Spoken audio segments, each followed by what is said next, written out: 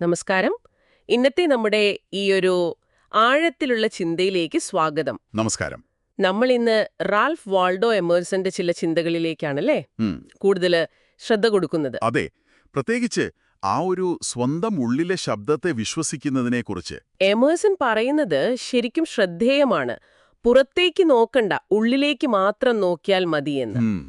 തുടക്കത്തിൽ തന്നെ വളരെ ഒരു ശക്തമായ ഒരു ചിന്തയില്ലേ, നിങ്ങളുടെ സ്വന്തം ചിന്തയെ വിശ്വസിക്കുക. അതെ, നിങ്ങളുടെ ഹൃദയത്തിൽ എന്താണോ നിങ്ങൾക്ക് സത്യമെന്ന് തോന്നുന്നത് അതൊരുപക്ഷെ എല്ലാവർക്കും സത്യമായിരിക്കാമെന്ന് കരുതുക. അതാണ് പ്രതിഭ എന്ന്. പ്രതിഭ എന്ന വാക്ക് അത് നമ്മൾ ശരിക്കും ഇരുത്തി ചിന്തിപ്പിക്കും അല്ലേ? ഉറപ്പായും. നമ്മളൊക്കെ എന്റെ ചിന്ത അത്ര വലുതാണോ എന്നൊരു സംശയം സാധാരണയാണത്. നമ്മൾ പലപ്പോഴും നമ്മുടെ ഉള്ളിൽ തോന്നുന്ന കാര്യങ്ങളെ ഒരു ലേറ്റന്റ് കൺവിക്ഷൻ എന്ന് അദ്ദേഹം പറയുന്നുണ്ടല്ലോ. Latent conviction. അതിന് നമ്മൾ എന്താ പറയാ, അത്ര ഗൗനിക്കാറില്ല, തള്ളിക്കളയും. ശരിയാണ്. പക്ഷേ എമേഴ്സൺ പറയുന്നത് എന്താന്ന് വെച്ചാല്, ഉള്ളിൽ ഉറങ്ങിക്കിടക്കുന്ന ആ ബോധ്യങ്ങള് അത് ധൈര്യമായിട്ട് പുറത്തു പറയണം. അത് കാലക്രമേണ ഒരു സാർവത്രിക സത്യമായിട്ട് മാറുന്ന. അദ്ദേഹം മോസസ്, പ്ലേറ്റോ, മിൽട്ടൺ ഇവരെക്കുറിച്ചൊക്കെ പറയുന്നുണ്ട്. അവരൊന്നും വലിയ പുസ്തകങ്ങളോ പാരമ്പര്യങ്ങളോ അല്ല നോക്കിയത്. അല്ല, അവരവരുടെ ഉള്ളിൽ തോന്നിയ ചിന്തകളാണ് ലോകത്തോട് പറഞ്ഞത്. അതുകൊണ്ടാണ് നമ്മൾ അവരെ ഇപ്പോഴും ഓർക്കുന്നത്, അല്ലേ? ശരിയാണ്. മറ്റുള്ളവർ എന്തു പറയുന്നു എന്നതിനേക്കാൾ പ്രധാനം നമ്മുടെ ഉള്ളിലിടയ്ക്ക് ഇങ്ങനെ മിന്നിമായുന്ന ആ ഒരു വെളിച്ചം, ആ ഗ്ലീം ഓഫ് ലൈറ്റ്, അത് തിരിച്ചറിയണം. അതിന് വില കൊടുക്കണം. അതെ.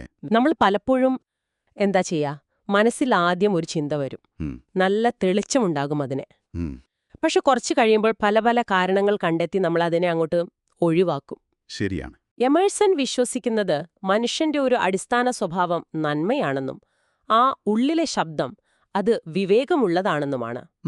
എന്നിട്ടും നമ്മൾ അതിനെ സംശയിക്കും. അദ്ദേഹത്തിന്റെ ഒരു വാചകം എന്നെ വല്ലാതെ ആകർഷിച്ചു.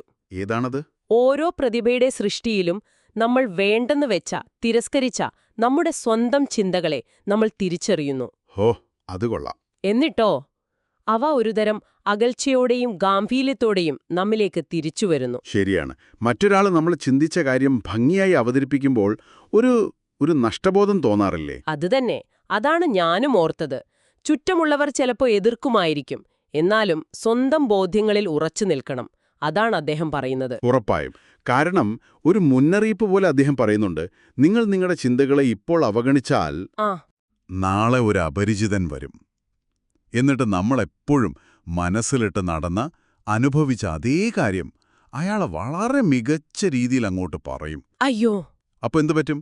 നമ്മൾ ലജ്ജയോടെ മറ്റൊരാളിൽ നിന്ന് നമ്മുടെ സ്വന്തം അഭിപ്രായം കേട്ടിരിക്കേണ്ടി വരും. അത് കഷ്ടമാണ്. അദ്ദേഹം പിന്നെ പറയുന്നുണ്ട്, അസൂയ എന്നത് നമ്മുടെ അറിവില്ലായ്മയാണ്. മറ്റൊരാളെ വെറുതെ കോപ്പിയടിക്കുന്നത് അത് ആത്മഹത്യയാണ്. അനുകരണം ആത്മഹത്യ. അതെ, ഇത് തിരിച്ചറിയുന്ന ഒരു സമയം എല്ലാവർക്കും ഉണ്ടാകും. നിങ്ങൾക്ക് കിട്ടിയ ഒരു സാഹചര്യമുണ്ടല്ലോ, നിങ്ങളുടെ ആ മണ്ണ്, അവിടെ നിങ്ങളുടെ ബോധ്യങ്ങൾക്കനുസരിച്ച് വിത്ത് വിതച്ച് അധ്വാനിച്ചാൽ മാത്രമേ നിങ്ങൾക്ക് വളരാൻ പറ്റൂ. ശരിയാണ്. ഓരോരുത്തരുടെയും ഉള്ളിലെ ആ ഒരു ശക്തി അത് ഈ ലോകത്ത് പുതിയതാണ്. അതെന്താണെന്ന് അവനവന് മാത്രമേ അറിയൂ. അതും എപ്പോ ഒന്ന് ശ്രമിച്ചു നോക്കുമ്പോൾ മാത്രം. ആ ഒരു ആശയം, ഓരോ വ്യക്തിയും അതുല്യനാണ്, ഒരു ദൈവീക ആശയത്തെയാണ് പ്രതിനിധീകരിക്കുന്നത് എന്നത്, അത് വളരെ മനോഹരമായി തോന്നി. അതെ, വളരെ പോസിറ്റീവായൊരു ചിന്തയാണത്. പക്ഷേ അദ്ദേഹം തന്നെ ഒരു ഖേദം പറയുന്നുണ്ട്. നമ്മൾ പകുതി മാത്രമേ നമ്മെ തന്നെ പ്രകടിപ്പിക്കുന്നുള്ളൂ.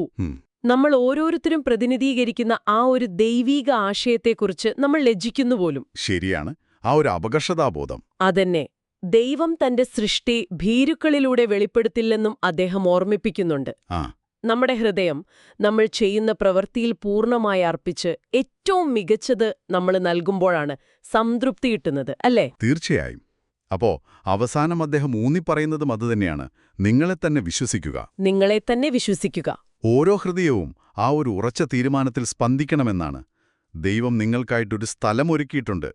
നിങ്ങളുടെ ചുറ്റുമുള്ള സമൂഹം, സംഭവങ്ങളുടെ ഒരു ഒഴുക്ക്, ഇതിനെയൊക്കെ അങ്ങോട്ട് അംഗീകരിക്കുക. ചരിത്രത്തിലെ മഹാന്മാരൊക്കെ അവരെല്ലാം അങ്ങനെയാണ് ചെയ്തത്. ശരിയാണ്. അവരൊന്നും എന്താ പറയാ, ഭീരുക്കളെപ്പോലെ ഒളിച്ചിരുന്നവരല്ല. അല്ല, മറിച്ച് അവരുടെ കാലഘട്ടത്തിലെ സാധ്യതകളിൽ വിശ്വസിച്ച് വഴികാട്ടികളായി, രക്ഷകരായി മുന്നോട്ടു വന്നവരാണ്. അതെ. ഇരുട്ടിനും ഒരു അസ്ഥിരതയ്ക്കുമെതിരെ നിലകൊണ്ടവരാണ്. അപ്പോ ഇന്നത്തെ ഈ ഒരു ചർച്ചയുടെ ഒരു കാതലെന്ന് പറയുന്നത് ഇതാണല്ലേ? എന്താണ്? നിങ്ങളെ തന്നെ വിശ്വസിക്കുക, നിങ്ങളുടെ ആ ഒരു തനിമയുണ്ടല്ലോ, അതിനെ അംഗീകരിക്കുക, നിങ്ങളുടെ സാഹചര്യങ്ങൾ എന്താണോ അതിനെ സ്വീകരിച്ചു മുന്നോട്ടു പോവുക. അതെ. മറ്റുള്ളവരുടെ അഭിപ്രായങ്ങൾക്കോ അല്ലെങ്കിൽ പഴയ പാരമ്പര്യങ്ങൾക്കോ അമിതമായ പ്രാധാന്യം കൊടുക്കാതെ ഉള്ളിലെ ആ ശബ്ദം, ആന്തരിക ശബ്ദം, അതിന് ചെവി കൊടുക്കുക. ശരിയാണ്. നിങ്ങൾ ആലോചിക്കാൻ വേണ്ടിയിട്ട് ഞാനൊരു ചോദ്യം തരാം. ഓ, ചോദിക്കൂ. എമേഴ്സൺ ഈ പറയുന്ന പോലെ നമ്മൾ ഓരോരുത്തരും ഒരു ദൈവിക ആശയത്തെയാണ് പ്രതിനിധീകരിക്കുന്നതെങ്കിൽ ആ ആശയം അത് എത്രത്തോളം പൂർണ്ണമായിട്ടും ഇപ്പോൾ നിങ്ങൾക്ക് പ്രകടിപ്പിക്കാൻ പറ്റുന്നുണ്ട്? നല്ല ചോദ്യം. നിങ്ങളുടെ ഉള്ളിലൊരു അതുല്യമായൊരു ശക്തിയുണ്ട്. അതിനെ പുറത്തെടുക്കാൻ എന്തെങ്കിലും നിങ്ങളെ പിന്നോട്ട് വലിക്കുന്നുണ്ടോ? അതോ പേടിയാണോ? ഇതിനെക്കുറിച്ചൊന്ന് നിങ്ങൾ സ്വയം ഒന്ന് ചിന്തിച്ചു നോക്കൂ.